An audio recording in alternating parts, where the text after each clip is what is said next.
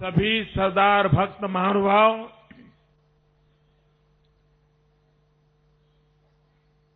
गुजरात के सभी वरिष्ठ नागरिक भाइयों बहनों, आज नर्मदा के तट पर एक ऐतिहासिक घटना, एक नए इतिहास का, एक नए संकल्प का शिलान्यास हो रहा है।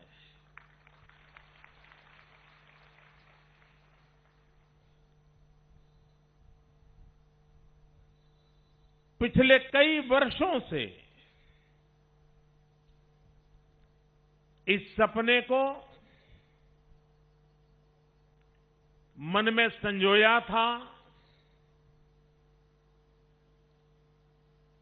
अनेक लोगों ने इस सपने में रंग भरे थे, नई नई कल्पनाएं दी थी, सुझाव दिए थे। एक प्रकार से अनेकों के मनोमंथन के बाद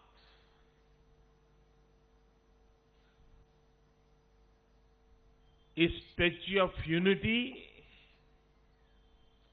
इसका गर्भाधान हुआ, उसका बीजारोपण हुआ। और इसलिए इस काम में अनेक विद लोगों ने मुझे मार्गदर्शन किया है, प्रेरणा दी है, आशीर्वाद दिए हैं। मैं उन सबका आज अंतःकरणपूर्वक अभिनंदन करता हूं, उन सबको मैं नमन करता हूं और सबका सपना साकार हो, उस दिशा में हम आज आगे बढ़ रहे हैं।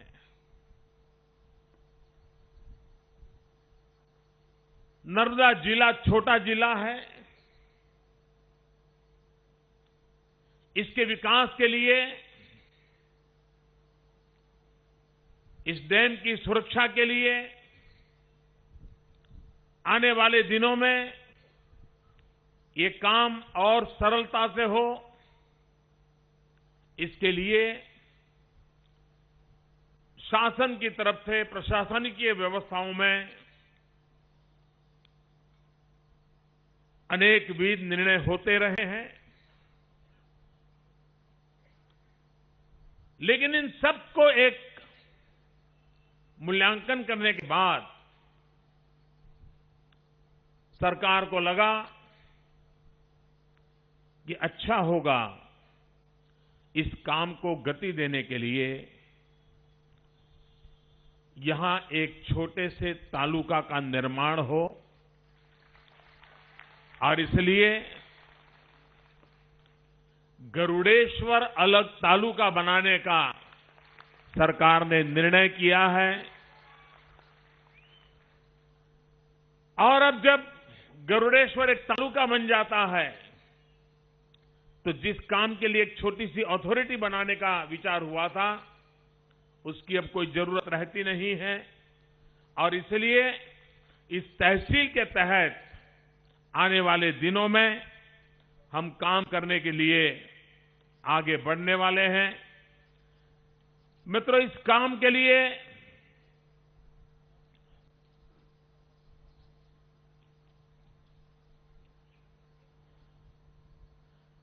उसी प्रकार से कुछ सुझाव आए थे उपरवास में पानी मिलने के लिए। मैं मानता हूं कि मेरे आदिवासी भाइयों का इस पर पूरा अधिकार है, वो पानी उनको मिलेगा। इसी प्रकार से करजन योजना की गोरा डिस्ट्रीब्यूशन चैनल में से वहां के किसानों को पानी मिले, ये लंबे अरसे से मांग रही है। टेक्निकल सॉल्यूशन हमने भी खोजा है और इसलिए उस क्षेत्र के लोगों को भी पानी मिलेगा। नर्मदा का दाबा कांठा यानी बाईं ओर का जो किनारा है, उन्हें भी नर्मदा का सिंचाई का लाभ मिले, उस दिशा में भी सरकार की तरफ से आने वाले दिनों में उस कार्य को संपन्न किया जाएगा। मित्रों, ये सरदार वल्लभ भाई पटेल का सपना था, जिसके कारण नर्मदा नदी पर ये सरदार सरोवर बांध और इसी सरदार सरोवर बांध से नर्मदा का जल गुजरात और राजस्थान में पहुंचाने का प्रयास। मित्रों, किसी जमाने में कोई एक अगर पानी की परब भी बना देता था, अगर अपने घर के बाहर आने वाले जाने वाले लोगों के लिए पानी की मटकी भी रख देता था, तो उसके प्रति समाज सालों तक बड़े गर्व के साथ, आदर के साथ उस परिवार को देखता था। हमारे यहां पानी का सर्वाधिक मूल्य है, विशेषकर गुजरात और राजस्थान में, क्योंकि हम पानी के संकट को झेलते आए हैं। हमारे अंदर इतनी उद्यमशीलता होने के बावजूद भी, एंटरप्रेन्योरशिप होने के बावजूद भी, हमारी काफी शक्ति पानी की व्यवस्था में लगी रही। आज भी गुजरात सरकार का सर्वाधिक बजट किसी एक काम के लिए देना पड़ता है, वो पानी के लिए देना पड़ता है। मैं तो इतना ही नहीं, सरदार सरोवर योजना का शिलान्यास पंडित नेहरू जी ने किया था। तब से अब तक कई सरकारें आई, उन सब सरकारों ने सरदार सरोवर योजना के लिए जितना खर्च किया, उससे डबल खर्च इसी 10 वर्ष में इस सरकार ने किया। क्यों? क्योंकि हमें हर किसान के पास, हर इलाके में जो योजना बनी है, वो पानी पहुंचाना, उसके लिए हम लगे हुए हैं। लेकिन इस सारे काम का सपना सरदार वल्लभ भाई पटेल ने देखा था। ये उन्हीं के सपने पर काम हो रहा है और उन्हीं के सपनों को साकार करने का प्रयास हो रहा है। भाइयों बहनों, अगर हम पानी की इन व्यवस्थाओं को न कर पाते तो आज हम कहां होते? कौन पूछता हमको? हम कच्छ को जानते हैं, जनसंख्या कम होती जा रही थी, नेगेटिव ग्रोथ था, लोग छोड़ के चले जा रहे थे। जब ये विश्वास हो गया कि पानी पहुंच रहा है और पीने का पानी पहुंचाया, तो आज कच्छ के अंदर फिर से एक बार उठ खड़े होकर के दौड़ने की ताकत आ गई है। राजस्थान, मित्रों, वहां कोई भी सरकार हो, भाजपा की हो या कांग्रेस की हो, कार्यकर्ता बीजेपी का हो या कांग्रेस का हो, किसी भी दल का हो, लेकिन राजस्थान के किसी भी व्यक्ति से जब भी मिलते हैं, अरे मोदी जी आपने बहुत अच्छा काम किया, हमको पानी दे दिया, नर्मदा का पानी दे दिया, हर एक के मन में गौरव का भाव होता है। ये काम के मूल में सपना सरदार वल्लभ भाई पटेल का था। भाइयों बहनों, दुर्भाग्य से हमारे मन में अभी भी गुलामी का इतना बोझ है, आजादी के इतने सालों के बाद भी हम गुलामी की छाया से निकल नहीं पाते हैं। और हमने गुलामी की छाया से निकलने के लिए, इस गुलामी के साये को तोड़ करके उठने के लिए कोई ऐसे काम करने होंगे जिसके कारण हम गर्व के साथ, आत्मसम्मान के साथ दुनिया के सामने खड़े हो सकते हैं। आज मैं आपको याद दिलाता हूं, आज से 15-17 साल पहले हिंदुस्तान में जब बजट पेश किया जाता था, वो बजट शाम को 5 बजे पार्लियामेंट में रखा जाता था। हिंदुस्तान आजाद होने के 50 साल के बाद भी हमारे देश में बजट पार्लियामेंट में शाम को 5 बजे रखा जाता था। किसी ने सोचा ये क्यों ऐसा था?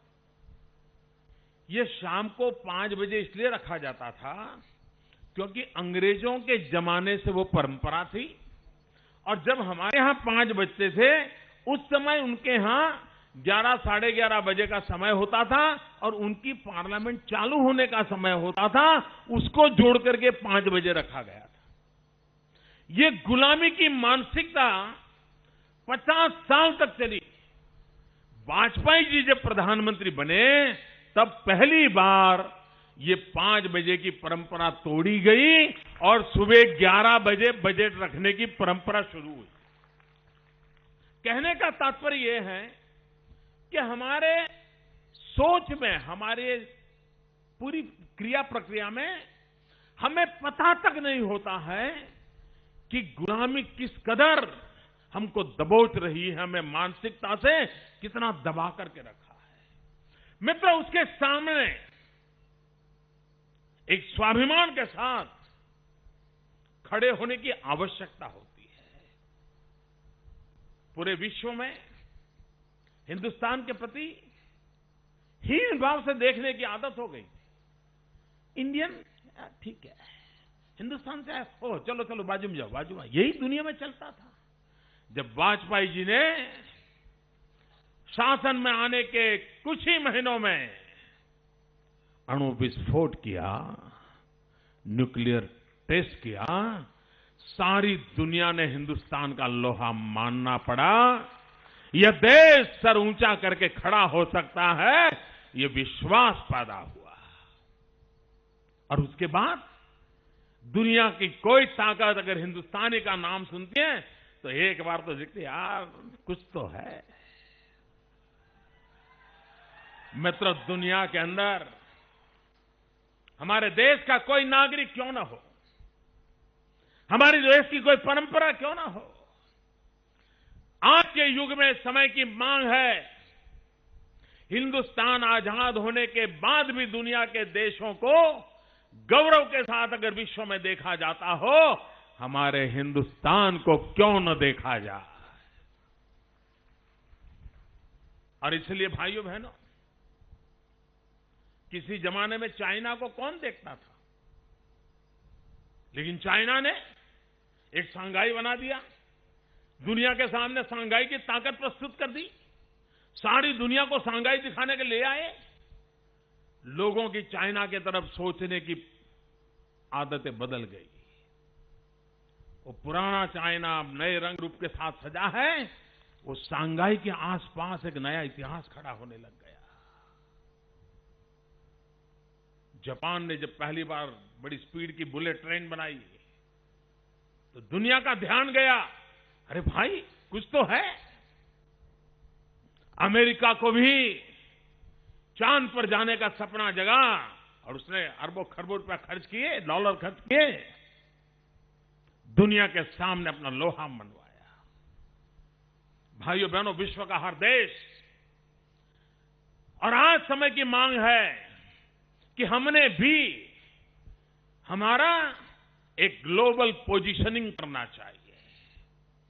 125 करोड़ का देश विश्व के सामने अनेक तरीकों से एक ताकत के मन में उभरना चाहिए। वो अनेक मार्ग हो सकते हैं, एक ही मार्ग नहीं हो सकता। अनेक क्रिया प्रक्रियाएं होती हैं और जरूरी होती है। आज भाइयों बहनों, ये सरदार पटेल का स्मारक सिर्फ सरदार सरोवर डैम बना, सरदार साहब का सपना पूरा हुआ, वो हमारे गुजरात के थे, इतने सीमित हेतु के लिए नहीं है। मित्रों, सपना बहुत बड़ा है। इस भव्य इमारत, ये भव्य स्मारक, उसकी ऊंचाई के कारण दुनिया को हिंदुस्तान की शख्सियत की ओर देखने के लिए मजबूर करेगी और यह देश दुनिया को कैसे दिशा दिखा सकता है, इतने बड़े राजे रजवाड़ों को एक करने का भगीरथ काम, अंग्रेजों की कूटनीति का पर्दाफाश, भारत के नेतृत्व का, धरती से जुड़े हुए नेतृत्व का सामर्थ्य हम दुनिया के सामने प्रस्तुत करना चाहते हैं। और मित्रों, ये बात माननी पड़ेगी। अगर इतिहास की धरोहर की ओर देखें तो चाणक्य के बाद इस देश को एक बनाने का प्रयास अगर किसी महापुरुष ने किया तो उस महापुरुष का नाम है सरदार वल्लभ भाई पटेल।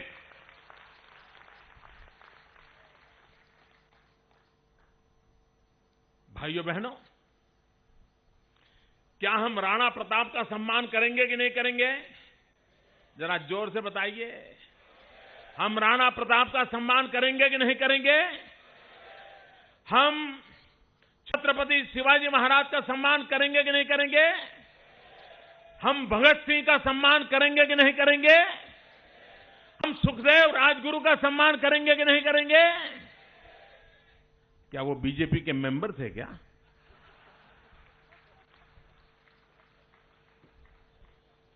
क्या उन्हीं का सम्मान होगा देश में, जो भाजपा के सदस्य हो, जो देश के लिए जिए हैं, देश के लिए मरे हैं?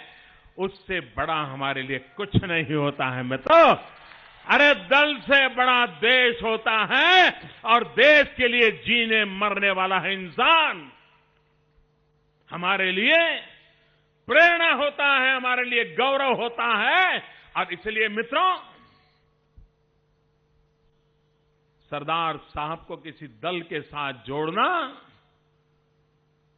उनके साथ बहुत बड़ा अन्याय होगा।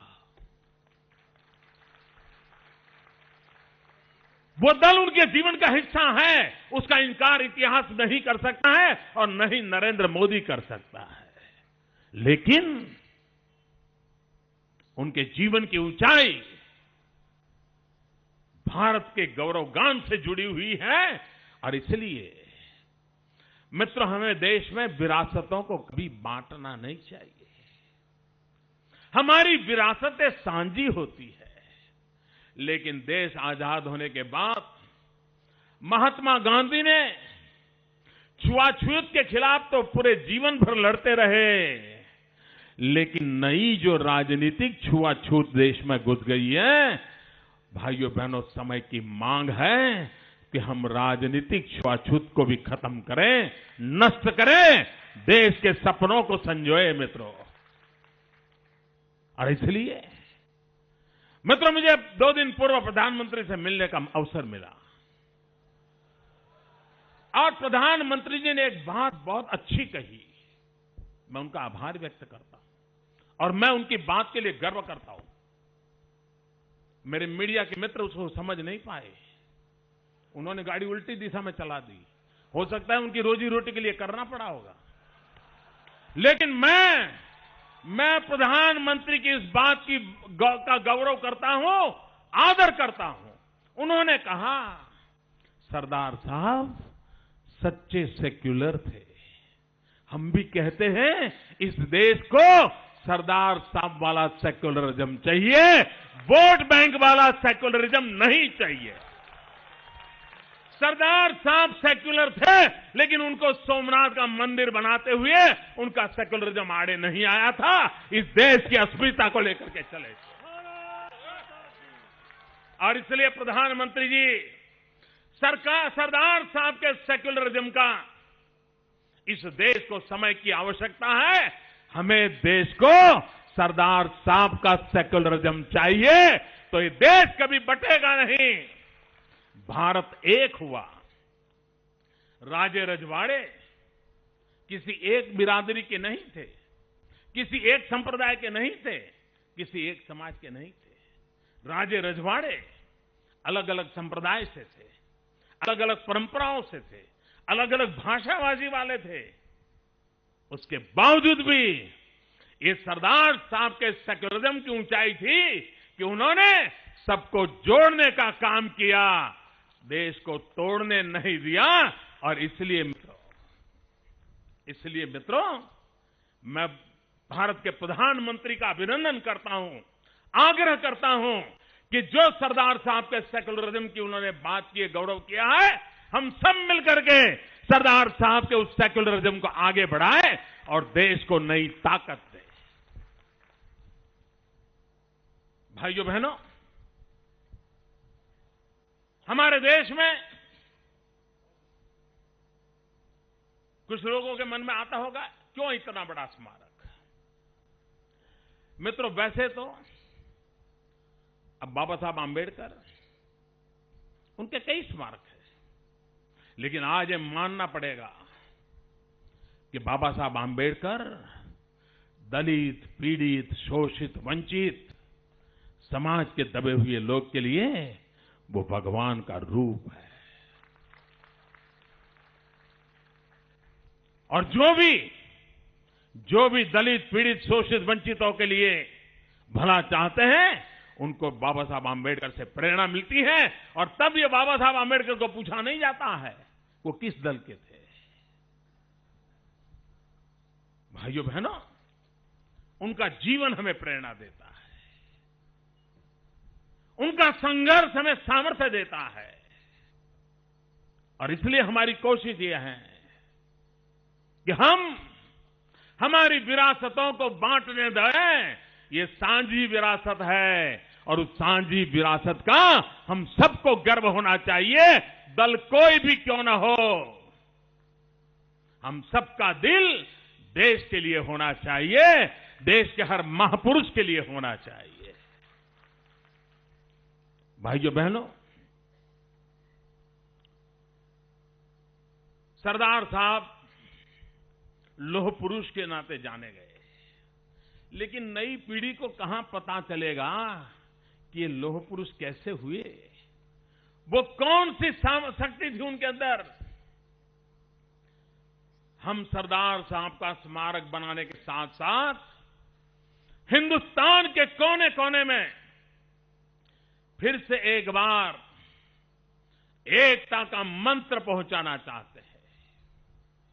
हम इस बात से भली भांति परिचित हैं कि भारत की प्रगति शांति, एकता और सद्भावना के बिना संभव नहीं हो सकती। मां के दूध में कभी दरार नहीं हो सकती। दोस्तों,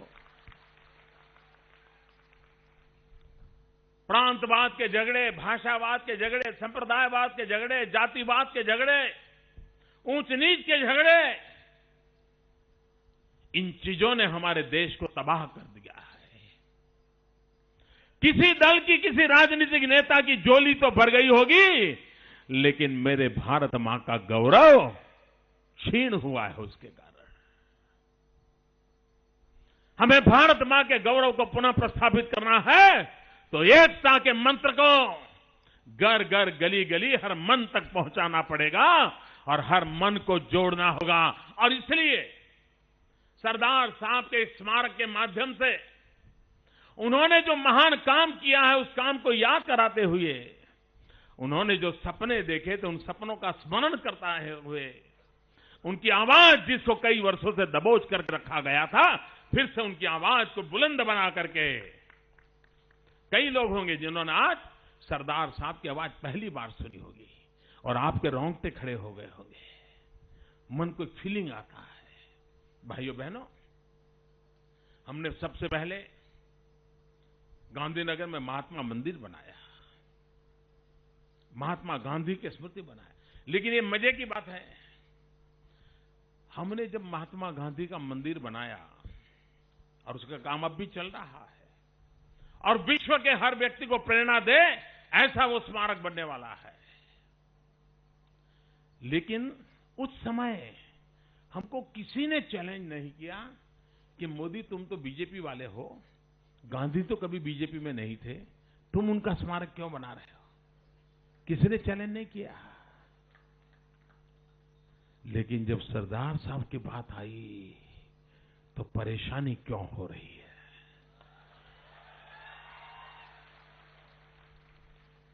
और मित्रों, आज गुजरात बड़ा गर्व ले सकता है। कभी पहले 31 अक्टूबर को भारत सरकार के अखबारों में जो एडवर्टाइजमेंट आती थी, सरदार साहब कहीं नजर नहीं आते थे। आज उनको मजबूर होना पड़ा है सरदार साहब की आज सारे देश में एडवर्टाइजमेंट देनी पड़ी है। ये गुजरात इफेक्ट है।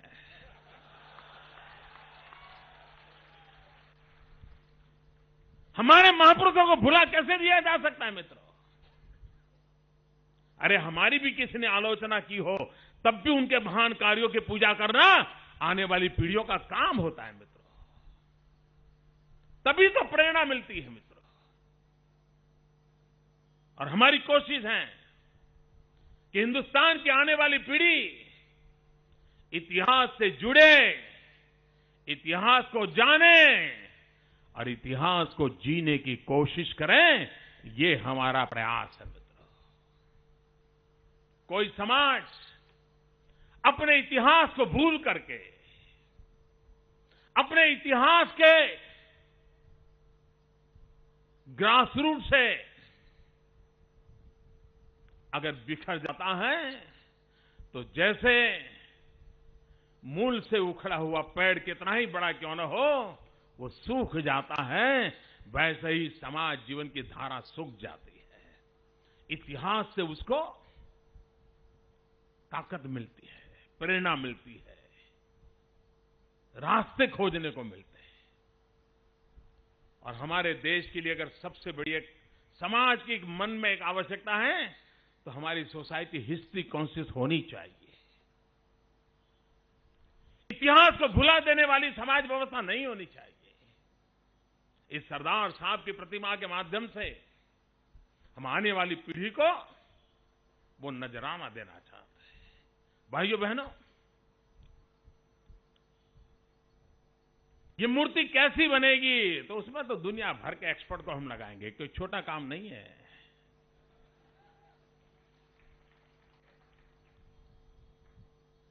कितनी धातुओं को मिलाना होगा वो एक्सपर्ट लोग तय करेंगे।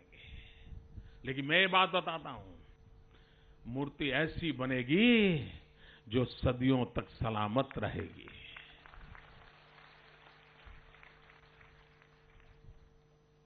इस काम को हम हिंदुस्तान की एकता के साथ जोड़ना चाहते हैं। इसलिए तिजोरी से रुपये निकाल करके मूर्ति बन जाए ऐसा हम नहीं चाहते हैं। हम जन जन को जोड़ करके करना चाहते हैं, क्योंकि सरदार साहब ने एकता का काम किया था।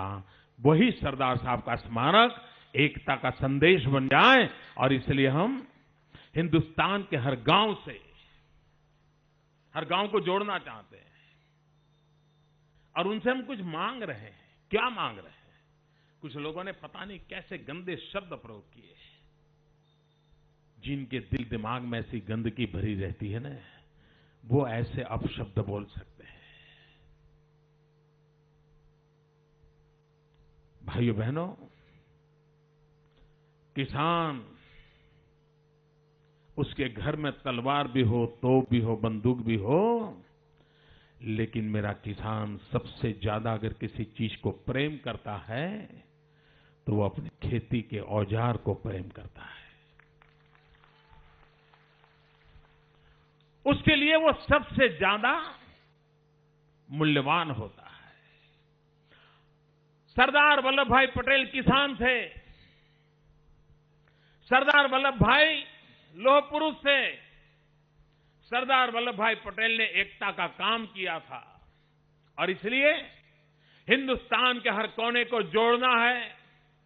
वो किसान थे इसलिए किसान को जोड़ना है। वो लौह पुरुष हैं इसलिए लोहे को मांगना है। और इसलिए भाइयों बहनों, हमने प्रार्थना की है हिंदुस्तान के हर गांव को कि आप गांव समस्त की तरफ से किसान ने खेत के अंदर जिस औजार का उपयोग किया है, और वो भी पुराना औजार जो कभी भारत मां की गोद में खेला है, जो कभी हिंदुस्तान का गरीब का पेट भरने के लिए भारत मां के साथ जुड़ करके अपने शरीर पर कष्ट झेला है, वो लोहे का टुकड़ा जिसने गरीब का पेट भरा है, अन्न की पैदावार की है, और हर पूरे गांव से 200 ग्राम 500 ग्राम किलो ज्यादा नहीं चाहिए मुझे। कोई कहे कि मोदी जी हमारे गांव में एक बड़ी तोप है, ले जाओ, पूरी मूर्ति बन जाएगी। मुझे तोप भी नहीं चाहिए, तलवार भी नहीं चाहिए, मुझे तो मेरे किसान ने खेत में जो औजार का उपयोग में लाया है, उस औजार का छोटा टुकड़ा चाहिए। उसको पिघालेंगे, उसमें से अच्छे स्टील को निकालेंगे, और वो पूरे हिंदुस्तान से आए हुए लोहे का अर्क उस मूर्ति में जगह पाएगा। तब हिंदुस्तान का हर नागरिक कहेगा कि मेरा गांव भी इसमें है। आज डिजिटल वर्ल्ड है मित्रों, इसलिए हमने तय किया है कि आज वो गांव का जो मुखिया होगा उसकी हम तस्वीर लेंगे, गांव का छोटा सा इतिहास इकट्ठा करेंगे, और इस पूरे जब स्मारक बनेगा उसके अंदर एक वर्चुअल वर्ल्ड भी होगा, एक डिजिटल वर्ल्ड होगा, जिसमें हिंदुस्तान के 7 लाख गांवों के मुखिया की फोटो होगी, उस गांव की कथा होगी, और कोई भी आने वाले 50 साल के बाद आकर के देखेगा कि मेरे गांव का इसमें कुछ हिस्सा है, तो डिजिटल वर्ल्ड पे जाकर के देखेगा, हाँ यार 50 साल पहले हमारे यहां वो मुखिया थे, उनकी फोटो भी है, मेरे गांव की कथा भी है इसमें। ये पवित्र काम इस भूमि पर हम करना चाहते हैं। ये सरदार स्मारक विश्व भर के यात्रियों के लिए आकर्षण का केंद्र बनेगा। आज हिंदुस्तान में ताजमहल देखने के लिए यात्री आते हैं, अमेरिका में स्टैच्यू ऑफ लिबर्टी देखने के लिए दुनिया भर से यात्री आते हैं, फ्रांस का टावर देखने के लिए दुनिया भर के यात्री आते हैं। भाइयों बहनों, हम चाहते हैं पूरे विश्व का ये प्रवासन धाम बने, और यहां आने वाला देखे कि भारत में ऐसे महापुरुष भी हुआ करते थे। हमारी ऊंचाई को देखे, इस देश की ऊंचाई को नापे, ये हम चाहते हैं। और जब ये पूरा स्मारक बनेगा, हम देशवासियों के लिए वो प्रेरणा का तीर्थ होगा, और विश्व भर के लिए वो प्रवासन का धाम बन जाएगा। हरेक को अपने अपने लिए जो चाहिए वो इस धरती से मिलेगा। भाइयों बहनों, ये स्मारक बनाने में पीछे भी भारत के भविष्य को हमने जोड़ा है। खास करके हिंदुस्तान में आदिवासियों के कल्याण के लिए जो काम हुए हैं, किसी भी सरकार ने क्यों न किए हो, किसी कानून विशेष के कारण क्यों न हुए हो, किसी योजना के विशेष के, उन सबको यहां हम संग्रहित करना चाहते हैं। और हम हिंदुस्तान के मेरे आदिवासी भाइयों बहनों के जीवन में नया उमंग और उत्साह कैसे आए, वे संपन्न कैसे बने, वो राष्ट्र के कल्याण के धरोहर कैसे बने, अगुवा कैसे बने, उसका रिसर्च का काम भी, आदिवासी कल्याण के रिसर्च का काम भी इसी स्मारक के तहत हो। यह देश गांवों का देश है। सरदार वल्लभ भाई पटेल किसान पुत्र थे। किसानों के कल्याण के लिए आने वाले दिनों में कौन से नवीन विज्ञान की जरूरत है, कौन से नई टेक्नोलॉजी की जरूरत है, हमारा गांव आधुनिकता की ओर कैसे बढ़े, हमारा किसान आधुनिकता के मार्ग को कैसे आगे बढ़ाएं, ये उसको शिक्षा दीक्षा जहां से मिले, वैसा एक रिसर्च सेंटर हिंदुस्तान के किसानों के लिए, हिंदुस्तान के एग्रीकल्चर के लिए, गांव गरीब किसान के लिए, ये काम भी हम इसके साथ जोड़ना चाहते हैं। ऐसा सरदार वल्लभ भाई पटेल का एक स्मारक इस धरती पर बनाने जा रहा है। मित्रों, दुनिया में जो इस काम को करने वाले श्रेष्ठ उत्तम कंपनियां हैं, उनको हमने इनवाइट किया है। 3 साल पहले मैंने ये कल्पना सबके सामने रखी थी।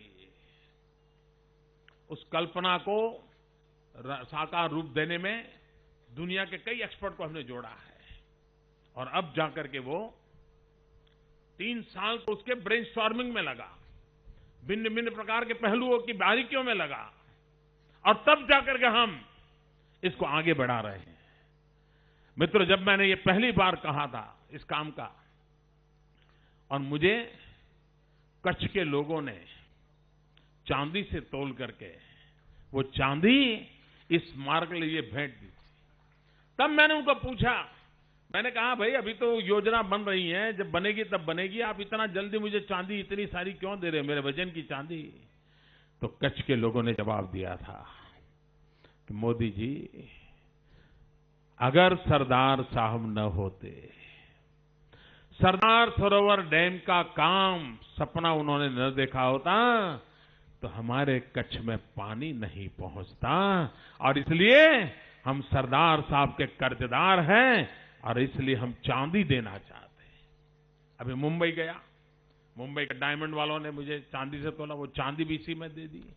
आज एक सज्जन आए, 1 करोड़ की बहुत की 50 लाख दे भी दिए, 50 लाख बाद में पहुंचाएंगे। मित्रों, हिंदुस्तान के जन जन को हमें जोड़ना है, जनशक्ति को जोड़ करके, शासन की शक्ति, जनशक्ति, देश की सरकारों की शक्ति, भारत सरकार की शक्ति, सबको जोड़ना है हमें। धरती भले गुजरात की हो लेकिन ये सपना हिंदुस्तान का है, उसको पूरा करने का काम करना है। भाइयों बहनों, हम कई वर्षों से कह रहे हैं सरदार सरोवर डैम का काम पूरा हो। जब प्रधानमंत्री आए तो हमारे लोग जिनका अखबारी खबरों के विचारों का जीना नहीं है, जब तक वो बयान देते नहीं उनके पेट में रोटी नहीं जाती है, ऐसे लोगों ने डैम क्यों पुरानी होता है के सवाल उठाए थे। और कुछ मित्र हैं हमारे जिन्होंने मोदी को समाप्त करने की सुपारी उठाई है। ये लोग पता नहीं क्या क्या गंद फैलाते रहते हैं। भाइयों बहनों, आज मुझे बड़े दुख के साथ कहना है और मुझे विश्वास है कि मेरा हर शब्द इन दिनों प्रधानमंत्री की टीम सुनती है, उनके बॉस की भी एक टीम सुनती है, इसलिए मेरा हर शब्द वहां सुना जाता होगा। और मैं कहना चाहता हूं कि सरदार सरोवर डैम पर अब गेट लगाने बाकी है, बाकी काम हो चुका है और गेट लगाने के बाद ही सबसे चांदा पानी भरेगा। मैं कई बार प्रधानमंत्री से मिला, मैंने कहा साहब ये गेट खड़े करने में हमारे 3 साल जाने वाले हैं, हमें लगाने दीजिए ना। और गेट को बंद करे या न करे उसके लिए कोई सवाल है तो बाद में देखिए, आप बंद मत करने दे, खड़े तो करने दो। तो मुझे कहे मोदी जी आपकी बात तो बहुत समझने की है, अच्छी बात है ये तो। दोबारा मिलता हूं तो कहते हैं अच्छा अभी तक नहीं हुआ, 1 साल के बाद फिर मिलता, फिर क्या, अच्छा अभी तक नहीं हुआ। अब मैं बताओ इसको क्या करूंगा। इतना ही नहीं मित्रों, मध्य प्रदेश ने, महाराष्ट्र ने और गुजरात ने, जिनको पुनर्वसन का काम करना उनके जिम्मे है और उस काम को मॉनिटर करने के लिए कोई न कोई निवृत्त जज की कमेटी है। भाइयों बहनों, मैं आज संतोष के साथ कह सकता हूं कि भले महाराष्ट्र में कांग्रेस की सरकार हो, मध्य प्रदेश में बीजेपी की सरकार हो, गुजरात में बीजेपी की सरकार हो, इन तीनों सरकारों ने पुनर्वसन का काम पूर्ण कर दिया है। भारत सरकार की R&R ग्रुप की जो सब कमेटी है उसने उसको स्वीकार कर लिया है। मौखिक रूप से ये बात उन्होंने घोषित भी की, जो हमारे अखबारों ने छाप भी दी थी। अब उनका काम क्या है, सिर्फ मीटिंग बुला करके फाइनल हमको ऑर्डर देना कि अब आप गेट बनाना शुरू कीजिए। वो काम पिछले 8-9 महीनों से रुका पड़ा है। और जब मेरे अफसरों को मैं भेजता हूं जरा पूछो तो सही भाई क्या मुसीबत है, क्या तकलीफ है, तो अफसर लोग यही कहते हैं कि साहब आप समझते हैं ना, मैं खुला बोलूं? समझ गए ना? मुझे नहीं बोलना है। इसी के कारण रुका हुआ है मेरा, इसी के कारण रुका हुआ है। मैं आज फिर नर्मदा मैया के तट पर से देश के प्रधानमंत्री को आग्रह करता हूं कि राजस्थान और गुजरात को पानी चाहिए, महाराष्ट्र मध्य प्रदेश को बिजली चाहिए। अगर यह काम पूरा होता है तो महाराष्ट्र में जहां कांग्रेस की सरकार है उसको 400 करोड़ रुपया बिजली का बच जाएगा। 400 करोड़ रुपया मध्य प्रदेश को बिजली मिलेगी, देश का भला होगा। प्रधानमंत्री जी, राजनीति मैं यहां एक बहुत बड़ा एक शिलालेख लिखने को तैयार हूं कि ये काम कांग्रेस पार्टी की दिल्ली की सरकार ने किया है। मुझे क्रेडिट मत दो। अरे मोदी का नाम तक मत लो, हमारी सरकार का नाम मत लो। कम से कम मेरे हिंदुस्तान के किसान के लिए, मेरे गुजरात के किसान के लिए, मेरे अबोल पशु को पीने के पानी के लिए ये डैम का काम पूरा करने की इजाजत दो। ऐसे काम में राजनीति नहीं होनी चाहिए। भाइयों बहनों, मैं आशा करता हूं कि नर्मदा के तट पर गुजरात के पशुओं की एक आवाज, गुजरात के गरीबों की आवाज, गुजरात के किसानों की आवाज, गुजरात के पेड़ पौधों की आवाज देश के प्रधानमंत्री तक पहुंचेगी।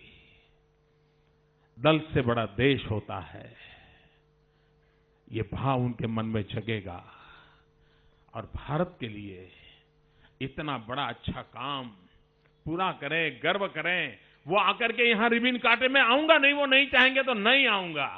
आप गौरव कीजिए, मैं आज कहता हूं आपका है, आप आनंद कीजिए, लेकिन पूरा कीजिए भाई।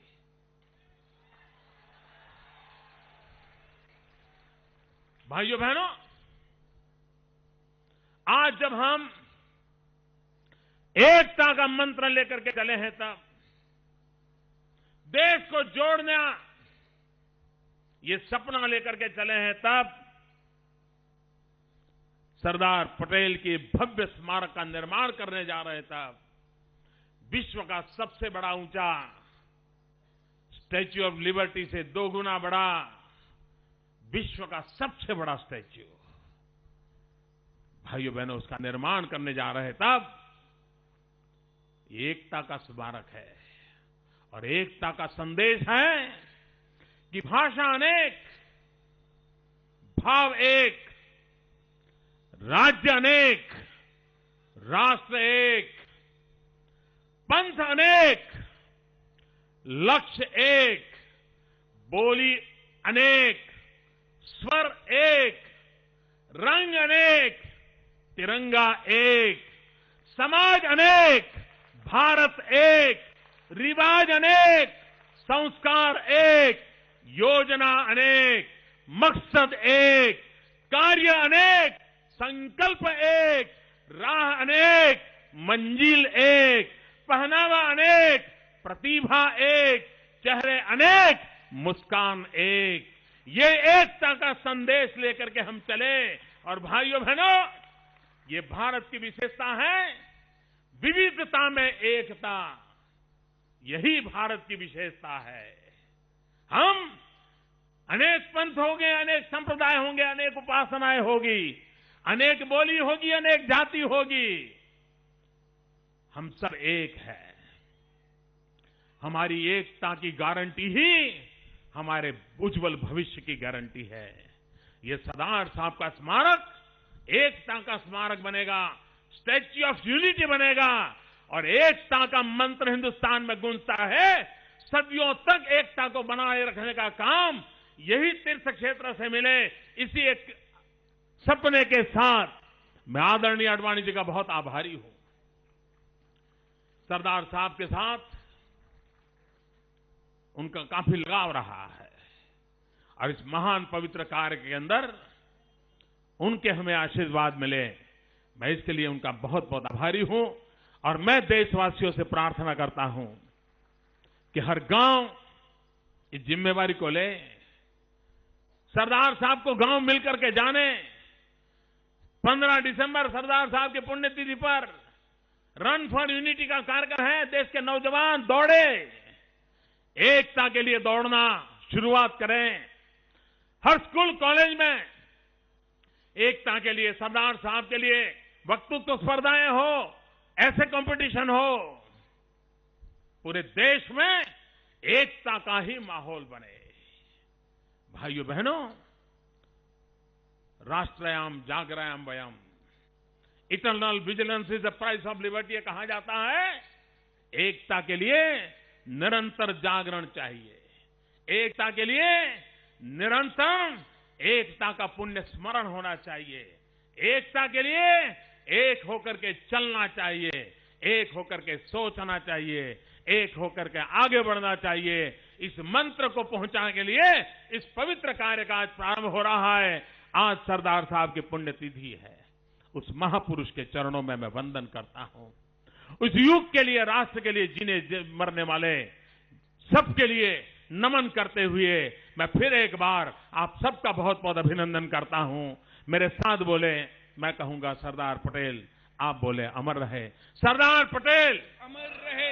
दो हाथ ऊपर करके पूरी मुट्ठी ताकत से बताइए भैया, सरदार पटेल अमर रहे। सरदार पटेल अमर रहे। सरदार पटेल अमर रहे। सरदार पटेल अमर रहे। सरदार पटेल अमर रहे।